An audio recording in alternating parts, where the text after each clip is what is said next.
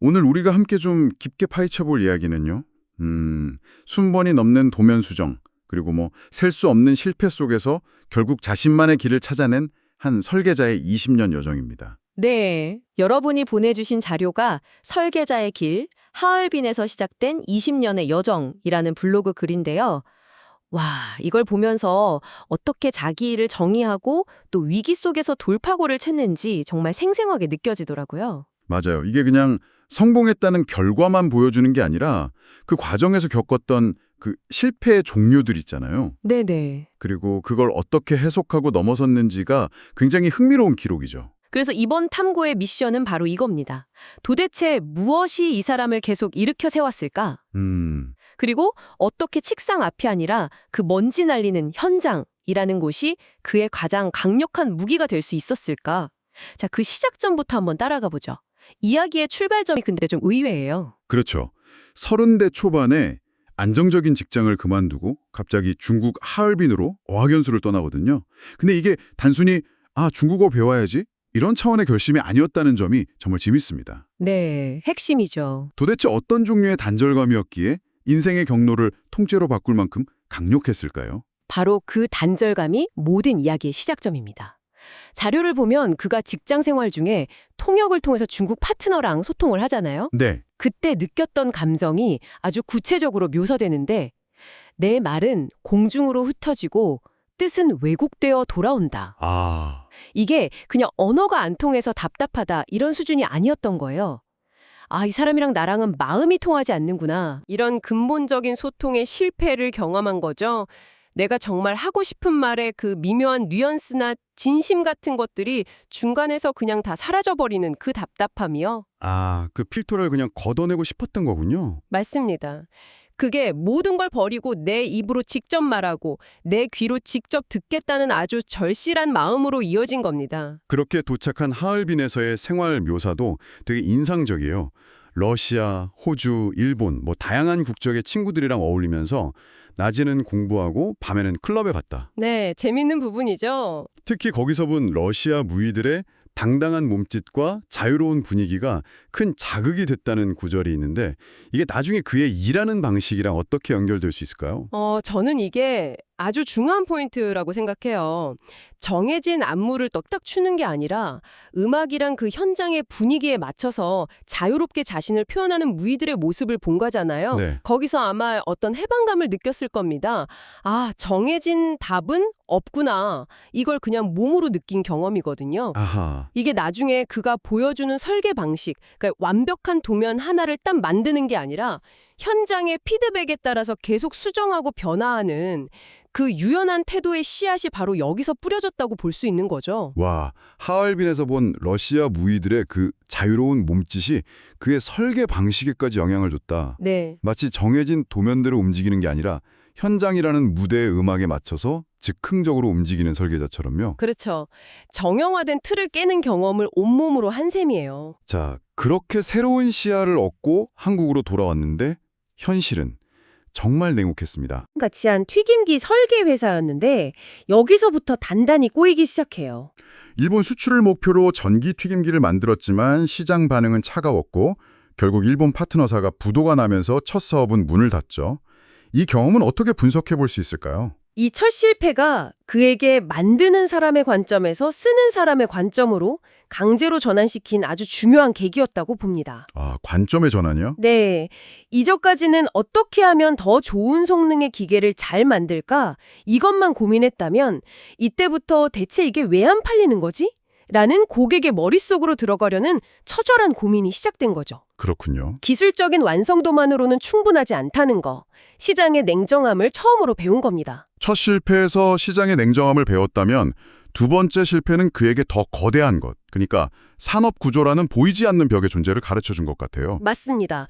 소형 열병화 발전 회사에 들어갔는데 이것도 1년 만에 그만두게 되잖아요. 네, 자료에서 이 사업을 한국의 에너지 구조에 맞지 않는 허상이었다고 평가하거든요. 허상. 이게 무슨 말이냐면요.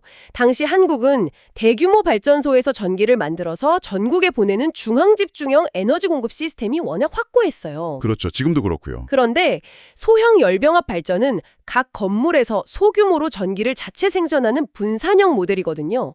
아이디어는 굉장히 친환경적이고 혁신적이었지만 이 거대한 중앙집중형 시스템 안에서는 경제성을 확보할 방법이 아예 없었던 겁니다. 현실의 인프라라는 거대한 벽을 넘지 못한 거군요. 네, 개인의 노력이나 기술력만으로는 어쩔 수 없는 그런 구조의 문제를 몸으로 겪은 셈이죠. 실패의 스케일이 점점 커지는 느낌인데요. 신형이랑 같이 한 아로마 용품점 실패까지 겪으면서는 아마 진짜 깊은 무력감에 빠졌을 것 같아요. 그렇죠. 기술의 문제, 그러니까 튀김기, 네. 그리고 산업구조의 문제, 열병합 발전, 마지막엔 유통의 문제, 아로마 용품점까지. 와. 사업 실패의 주요 유형들을 마치 교과서처럼 그것도 아주 비싼 수업료를 내고 온몸으로 학습한 겁니다. 의도치 않게 실패에 대한 데이터베이스가 머릿속에 차곡차곡 쌓이고 있었던 거죠. 바로 그 지점에서 이야기가 극적으로 전환됩니다. 연이은 실패 후에 그가 다시 일어선 곳은 번듯한 사무실이 아니라 2003년 방배동의 한 교회 리모델링 현장이었어요. 여기가 이야기의 정말 대전환점이죠. 그는 그곳에서 GHP, 그러니까 가스열 펌프라는 신기술을 딱 접하게 됩니다. 여기서 중요한 건 이 기술을 무슨 책이나 보고서에서 본 게 아니라 실제 공사가 이루어지는 현장에서 발견했다는 사실입니다. GHP, 가스열 펌프. 그게 정확히 어떤 기술인가요? 당시 에너지 정책과 딱 맞아떨어졌다고 하셨는데 어떤 문제를 해결해 줄 수 있었기에 정부가 밀어주던 기술이었던 건가요? 쉽게 말하면 전기 대신 도시가스를 사용해서 냉난방을 하는 고효율 시스템이에요. 네. 2000년대 초반이 국가적으로 전력난이 엄청 심각한 화두였거든요. 여름만 되면 전력 사용량이 막 급증해서 블랙아웃, 대규모 정전 사태를 걱정해야 할 정도였으니까요. 맞아요. 그랬죠. 그래서 정부는 어떻게든 전기 사용을 줄이는 기술의 보조금 같은 인센티브를 줬고 GHP가 그 정책의 중심에 있었던 거죠. 초기 설치비는 비싸지만 장기적으로 전기 요금을 획기적으로 아낄 수 있다. 이게 핵심이었습니다. 시대의 필요랑 정확히 맞아떨어지는 아이템을 그것도 현장에서 발견한 거네요. 그렇죠. 추상적인 사업 계획이 아니라 진짜 문제가 있는 곳에서 기회를 보는 거예요. 그런데 이 GHP가 워낙 고가이다 보니까 영업이 쉽지 않았다고 해요. 여기서 그가 선택한 다음 행보가 또 한 번의 전환을 만듭니다. 맞습니다. GHP라는 그 크고 어려운 과제 앞에서 딱 막히니까 그는 더 근본적인 곳으로 시선을 돌려요. 바로 황학동 중앙시장으로 향하죠. 시장으로요? 네. 이걸 좀 더 큰 그림으로 보면 그는 거대 담론에서 아주 구체적인 현실로 자신의 발을 옮긴 겁니다. 시장을 돌면서 업소용 주방기기라는 가장 기본적인 단위부터 다시 배우기 시작한 거예요. 자료에 보면 시장을 나의 학교이자 연구실이라고 표현하는데 정말 와닿는 말이잖아요. 이론이 아니라 실제 사용자들이 물건 만지고 가격 흥정하고 땀 흘려 일하는 그 생생한 현장으로 파고든 겁니다. 그렇게 현장을 파고들던 중에 정말 영화처럼 과거의 인연이 다시 그를 찾아옵니다. 네. 예전에 자기가 설계했던 튀김기를 쓰던 업체에서 연락이 온 거죠. 서초동의 한 도시락 전문점 주방 전체를 설계하고 납품까지 혼자 해내는데 이때 마침내 내 손으로 번 첫 돈 300만 원의 수익을 얻습니다. 이 장면이 참 뭉클하더라고요.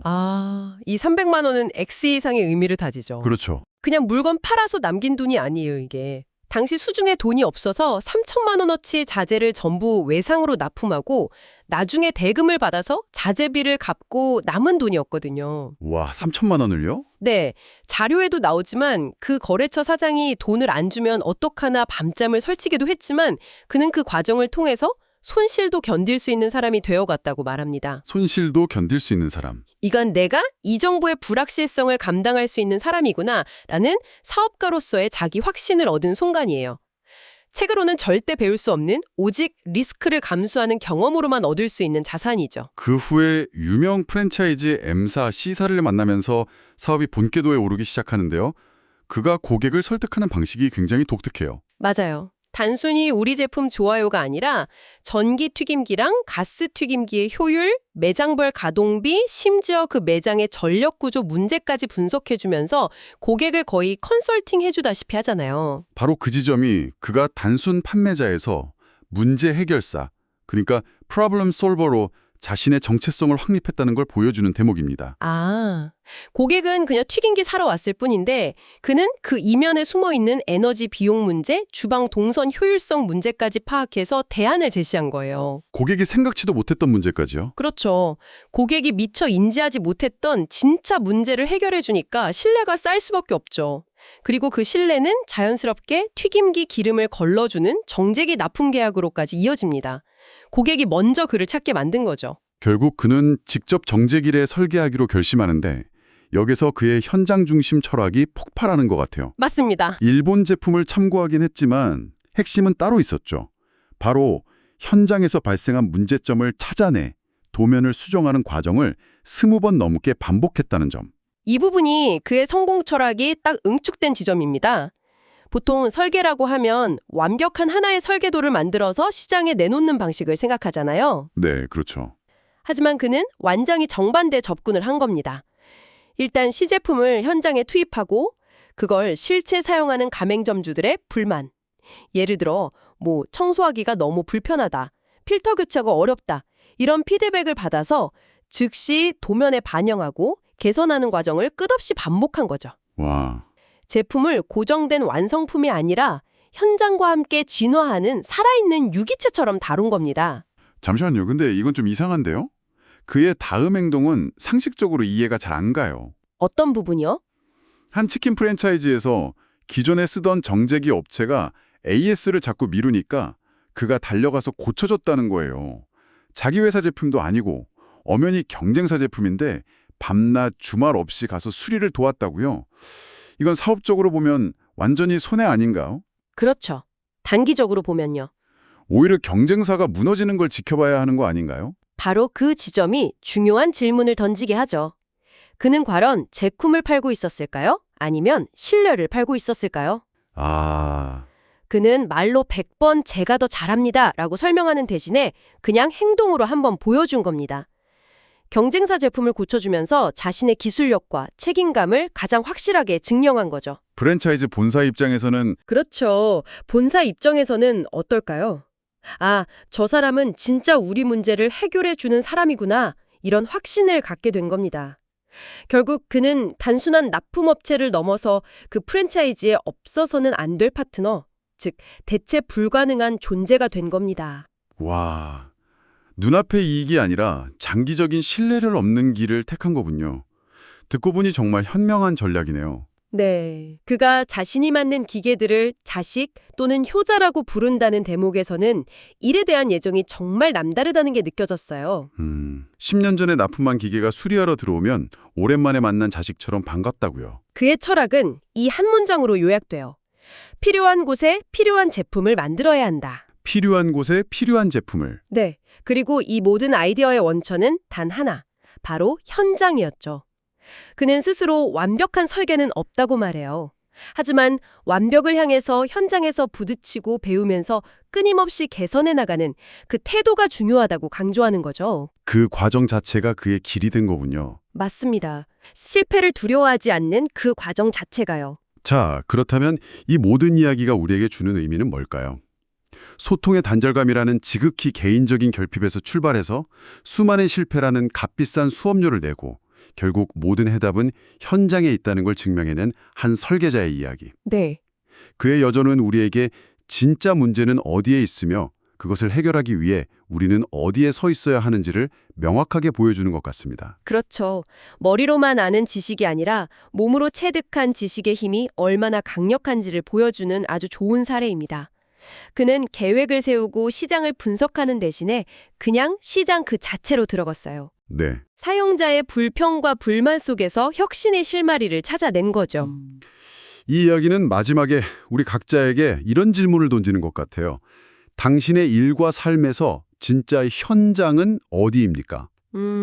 우리가 매일 마주하는 책상 앞 혹은 회의실 모니터를 넘어서 우리가 진짜로 가닿아야 할 그곳은 어디일까요? 어쩌면 가장 중요한 해답은 우리가 오랫동안 외면하고 있던 가장 평범하고 시끄러운 그 현장에 숨어 있을지도 모르겠습니다.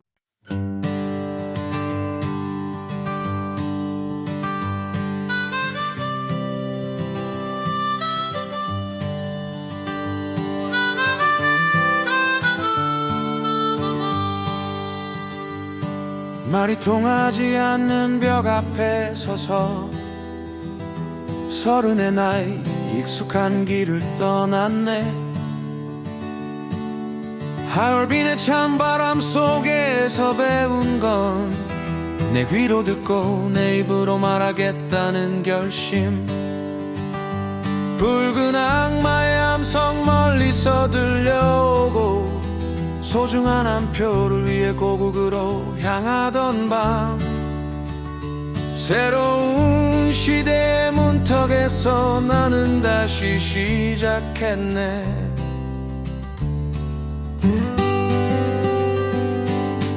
의욕으로 만든 튀김기 시장은 냉담했고 밀린 급여와 파트너의 부도 홀로 남겨진 자리, 발전기도 아로마 향기도 내 편이 아니었지만 2003년 방배동 교회 현장에서 마주한 가능성이 수yok, 작은 책상 하나에서 시작된 꿈, 황학동 중앙시장을 돌며 주방의 길을 배웠네.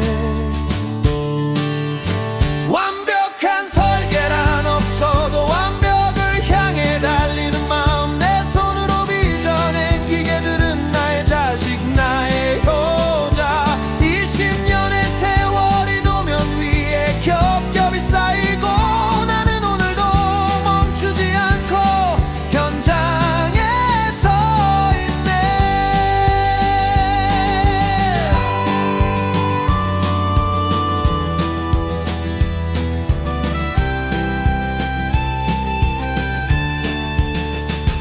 서초동 도시락집에서 번쳤던 선단 만원, 사오센 만원을 날리고 잠 못 이루던 밤도 그 손실마저 견디며 나는 단단해졌어. M사도 C사도 나의 진심의 문을 열었지.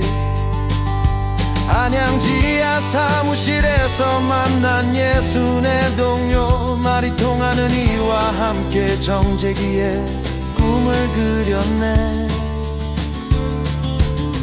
20번의 설계 변경, 밤낮 없는 수리의 길, 남의 기계라도 고장나면 새벽을 가리지 않았지. 10년 만에 돌아온 제품이 자식처럼 반가워. 기계는 정직하게 제자리를 지켜주었네. 완벽한 설계란 없어도 완벽을 향해 달리는 마음, 내 손으로 빚어낸 기계들은 나의 자식 나의 효자. 20년의 세월이 도면 위에 겹겹이 쌓이고 나는 오늘도 멈추지 않고 현장에 서 있네. 아이디어는 언제나 차가운 현장에서 피어나는 것, 여전히 배우고 여전히 그려나가는 설계자의 길. 나의 여정은 하얼빈에서 시작되어 지금 여기 뜨거운 주방 곁에서 계속되리.